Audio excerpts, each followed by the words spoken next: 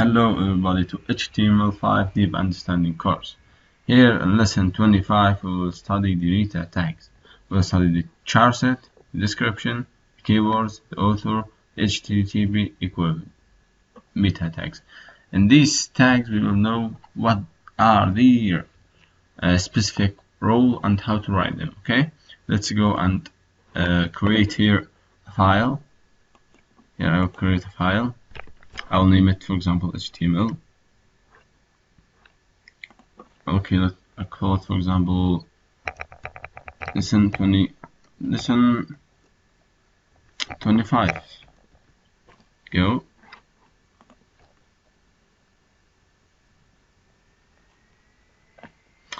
Now we have a normal HTML code. So let's go and start with the meta.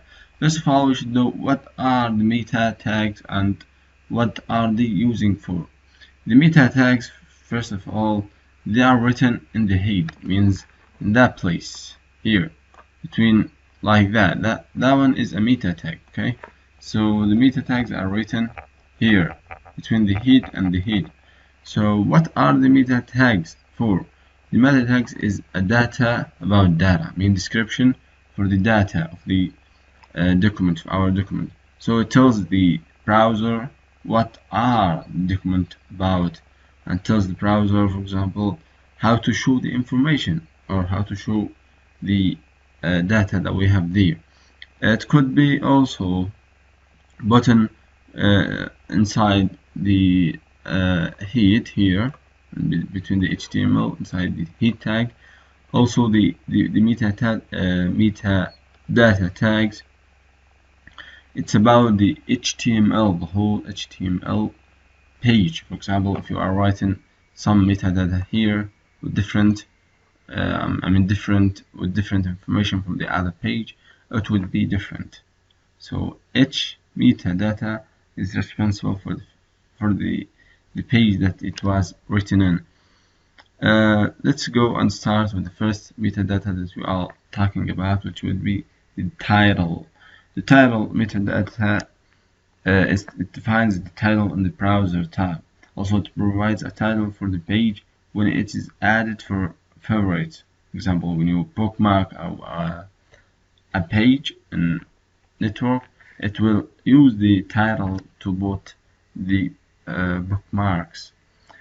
Also, it displays a title for page insertion channel results, which would be helpful for your page if you will upload it in a server, so that could be first googling. So if anyone Google your website, it will be first result or in the first page. So let's know how to write it. Only write title. For example, here I will write, for example, these things, and I'll go ahead. Okay, so let's say the title tag. So I'll write here title, meta.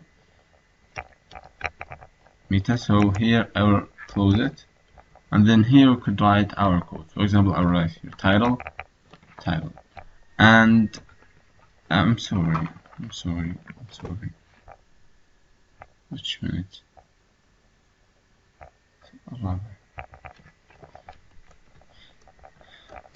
So here I will write the title.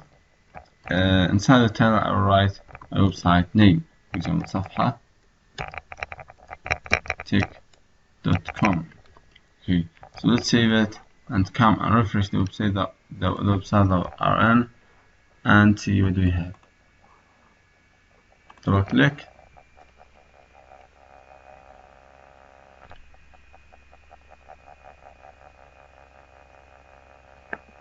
Look here. We have here the title, which is SAFHATECH. Could you see? So the title controls the title of the website in the top. So here we have SAFHATECH.com. Okay, the another part of the meta, which we write it inside the head, which would be the meta, for example, which would be the charset, which means we define the charset of the web, of the page that we are writing in. For example, here the charset defines the charset. Meta I'll change it for small meta. Then we will write here charset UTF or anything. Charset UT. Look here, we have many charsets. Okay, so we will choose one which is we have ISO. I will have another lesson about this charset, but now we will use the thing that we need to use in our documentation, which would be UTF-8. Let's click it UTF-8. Okay, and focus about the letters to be capital or small. If we came to the browser and refresh the website, there is nothing will be printed because we have talked that meta is a description, all the description about the website. So it will tell the browser that this website or the content of this website should be printed with a specific way, which is the charset UTF-8. Okay, the next point, which would be the name, or I'm sorry, the description. Define a description of your web page. You need to define the description for your web page, or the keywords, which would help the search engines to archive your website, to know where to put your website. When somebody, for example, search for any topic or anything, the search engines should guide them to your website. How could the search engines lose your website? You could know it from the description and the keyword, the meta tag of the description and the keyword. For example, here I write meta, which is another tag. That should be small, which is more practicable. Then I write here name it description.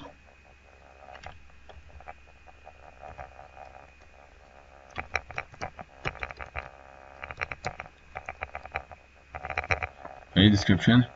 Then here I write the other thing, which would be the content. The content would be any content we want for our website. For example, a place for technology and I don't know what.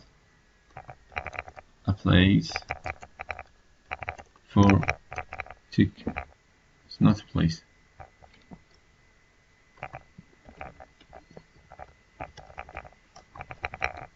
Place for technology and for future minds,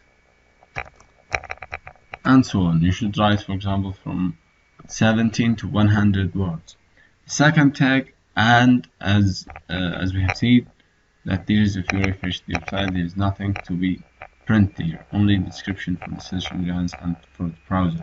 The next would be the meta for the keywords. I write here name, keywords, and here the content. I write, for example, here technology, then comma, then tutorial, comma, then for example, our website, this site or this page is talking about HTML, so I'll write, for example, HTML. Also I will write deep understanding, which is the name of our course. So these and you could add from 7 to 8, 10 words that could help your website to be archived. So these are the words that we are writing. So the next tag would be the author, which defines the author of the page. So I'll write here, and I'll say meta name author. Okay, so author. Here we will define content of the page, which would be the name of the author of this web page, which would be Fore.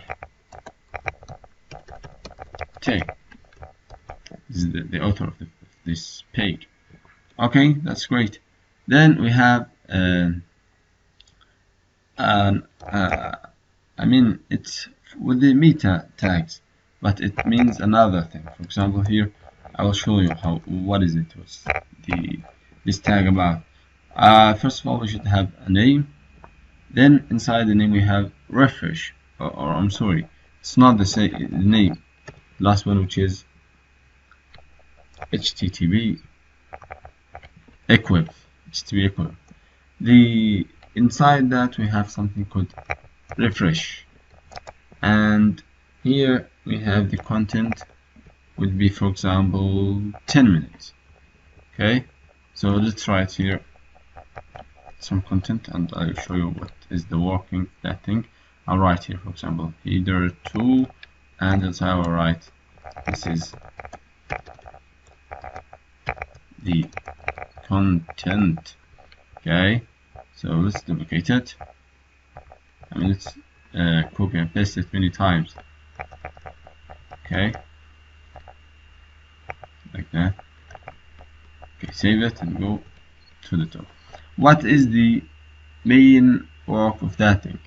This code or this tag will refresh the page every 10 seconds. Okay, so every 10 seconds he will refresh the page, waiting for example, for new information or so on. So every 10 seconds, or let's make it 5 seconds. Every 5 seconds he will refresh the page. So let's save it and go and see what we have. Refresh. So 1, 2, 3, 4, 5. Wait, 1, 2, 3. Look, it could be refreshed. Look here. 1, 2. Look. Example, if you are on the bottom, okay, and you are waiting for the site to be refreshed. Look here. If you could see in the title, you count to 5. 1, 2, 3, 4, 5. Look, so it could refresh your website every 5 minutes. It could help you if you have new information in your website and need to be refreshed. Okay, let's roll back.